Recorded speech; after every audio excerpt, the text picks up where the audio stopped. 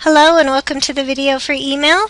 Hopefully you've already gone into Google Classroom and you have email assignments number 1 and number 2 open so that you can see what you need to expect for this assignment. If you don't know your login for email, it's going to be the same as your login for the computer. So just here's an example. First initial, last name. You may or may not have a number after your name. At dcsds.org.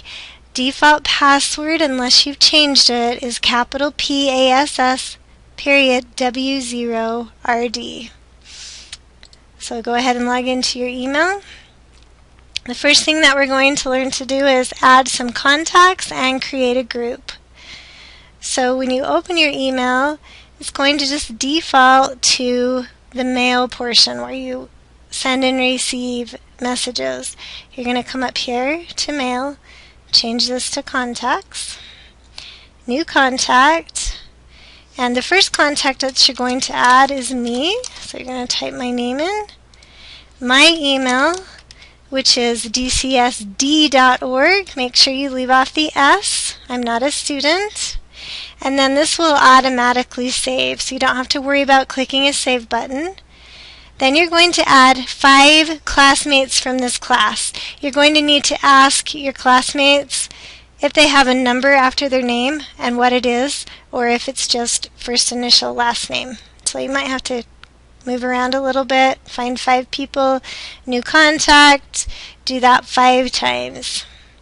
The next thing that you're going to do is create a group. Groups are really powerful. If you have to send the same message to a lot of people, a lot of times. For example, I have a group called AHS Faculty that I've set up. I just type in AHS Faculty and all of these names come up. Imagine how much more time it would take me to enter each contact individually into that email. So groups, really great when you're sending emails out to multiple people. So to add a new group, you're going to come here in your contacts and new group. The group you're going to create is called Computer Tech. Once you have that group created, you're going to need to add the people from the previous step into your group. The easiest way to do that, now I have Computer Tech with nobody in there. I'm going to go up to my contacts. I have a lot of contacts. You probably won't have this many. You might just have the 5 or 6 that you just set up for this assignment. But if we were to pretend that this was Mrs. Brunson and 5 of my friends, you're going to go ahead and put check boxes in those squares and then come up to this groups icon and choose Computer Tech and apply. Now notice Computer Tech group has a 6 after it, and when I click on that, they're the members of my group. The next thing you're going to do is send an email to that group. So you're going to come back to Mail, Compose, and you can just start typing Computer Tech, and it should pull into your contacts. Your subject line needs to be your first and last names, and email assignment number 1. Then you're going to go on and add a 4-sentence paragraph just telling me a little bit about yourself. I'm just referring here to step 6. Some of your hobbies, things you like to do for fun. I expect correct grammar, spelling, and punctuation on this. Capitalize your I's. I don't want it to look like a text message, so keep it looking professional. You also need to add an emoji to your message. Emojis are here on the toolbar. Here it calls it emoticon. Emojis are just a good way to add some feeling and expression to your email. Sometimes it's difficult to tell someone's tone or feeling just from words, so these just add a little bit of emotion to what you're sending. So just stick in an emoji. And then the last thing that you need to do is attach a picture. I'm going to show you first what I don't want you to do. I already have my Steinway grand pianos pulled up because that's my favorite thing in the world. I don't want you doing this. I do not want you to copy and then come into the body of your email and paste. If I can see the picture like this, I know you didn't do it right, because this is embedded into the file and it's not attached. So wrong way.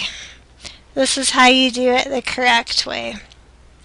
When you find the picture that you like, you're going to right click it and save it. This is going to direct you to the storage places on your computer. Make sure you come down to your network drive and save that. Then, in your email, you're going to click the paperclip to attach the file. Navigate down to where you put that file and double click it. If I see a picture here in the body of your email, I'll know you didn't do it correctly. If I see the file name, I'll know you did it correctly. The last thing that you need to do is spell check. Down across from your toolbar, there's a little arrow here for more options. That's where your check spelling hides. Obviously, names and abbreviations it's not going to find, but you're going to want to make sure to look at everything it highlights and correct the spelling if you need to. You're also going to want to proofread carefully, because spell check doesn't always catch every mistake. Once that's perfect, you've looked it over, you have everything, you can go ahead and send that. Email assignment 2 contains a couple of extra things. First of all, this is an email just to me, not to your group. So when you come into Compose, it's just going to be to me. Subject, again, is first and last name and email assignment number 2. Make sure you label those correctly so that I know what I'm looking for when I'm grading. For this one, you just need a one sentence about what you like about this class. Hopefully there's at least one thing you like. The next thing that you need is an embedded URL. That's just fancy words for a web page link. Now, if I were to copy, let's pretend that this URL up here, this address is a page I really like, and I wanted to send it to somebody, I could just, copy and paste that down into my email message. Again, I'm assuming that this is I'm pretending this is a really cool place you'd want to go, but that looks really overwhelming and not that cool. So a workaround to that that's a little more professional is to just embed that as a link. To do that, I'm going to come down here to Insert Link. This gives me the text I want to display, which if you read your instructions should say my favorite web page. And here is the address. If this were my address, I would copy, paste that down. I'm going to use the Jostens Yearbook site as my address, so I'm going to select that, Control-C, or I can right-click Copy, and then I'm going to come back here and Control-V or right-click Paste and click OK. Notice how much better that looks to just have a simple link with the big long address behind it. Just makes it a little more professional looking. You also need to share a file that's in your Google Drive with me. If you don't currently have a file in Google Drive, you need to upload one. The easiest way to get to Google Drive from your mail is just to click your apps and go to Drive and then New and upload a file. The reason why I want you to know how to share a link in Google Drive is occasionally you'll have a file that's so big you can't send it as an attachment. It's too big to travel with the email, and so you have to just link it to Google Drive. For example, these pictures of the basketball teams, when the coaches wanted those, I could not email them as attachments. The file size was just too big, so I needed to put them in my drive and then share a link to those.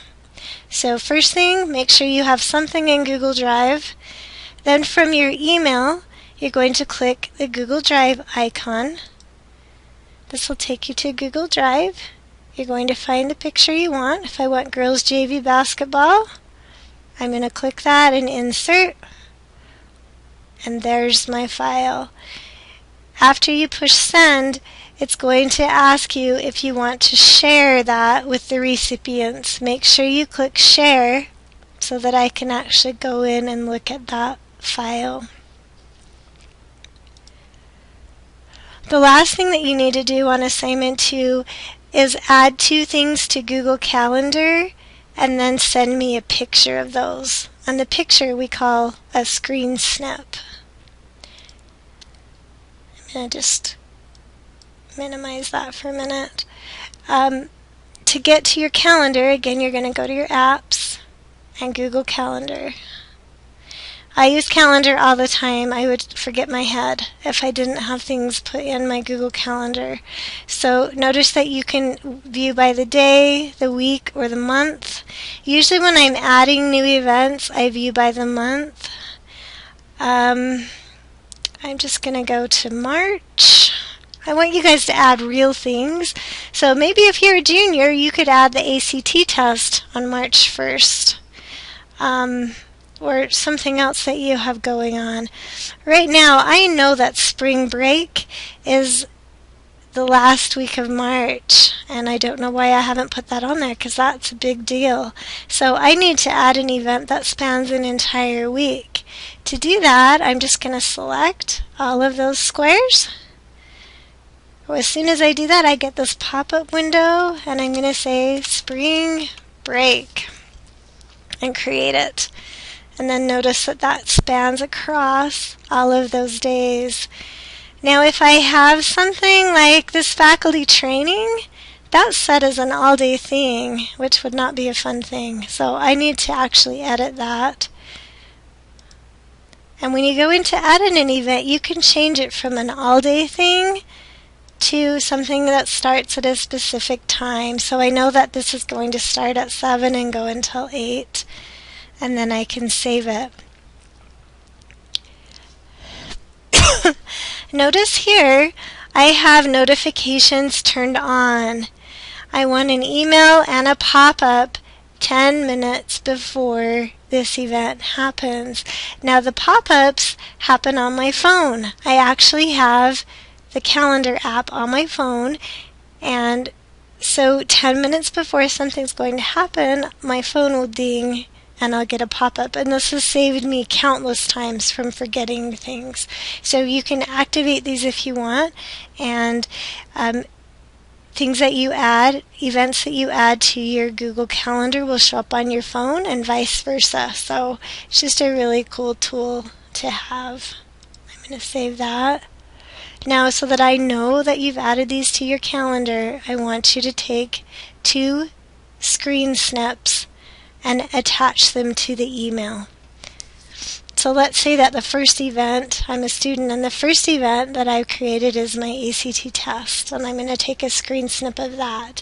To get to the snipping tool, which is a little app we're going to use to take our snips, you're going to point your mouse up to your upper right hand corner to get your charms, go to start, and then you're going to type snipping tool. Or you only have to type the first few letters and that will come up. This little window that comes up, you can kind of drag it wherever you want. If it's right on top of what you want to snip, just kind of move it out of the way. And you're going to say new. You get a little crosshairs, and just take that one date and snip it. And then I'm going to do File, Save As, and I'm just going to call it Snip 1. You would want to make sure you were in your network folder. Then I'm going to do new, and this time it's spring break.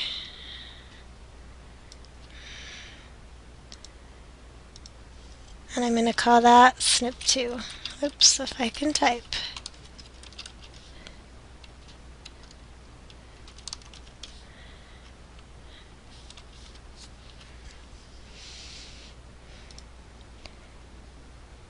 So if I go back to my instructions, that's what I just did, a screen snip of 2 upcoming events. I'm going to go back to my email and I'm going to attach snip 1 and snip 2 right here. I can click the first one, hold Control, click the second one, and those will attach. And then the last thing again I'm going to do is make sure that I check my spelling. And I think we covered everything. I went out of order a little bit. But that should give you all the information that you need to complete email assignments 1 and 2. Don't forget to go back to Google Classroom and mark those assignments as completed when you finish them so that I can give you credit and put your grade in. Happy emailing and good luck.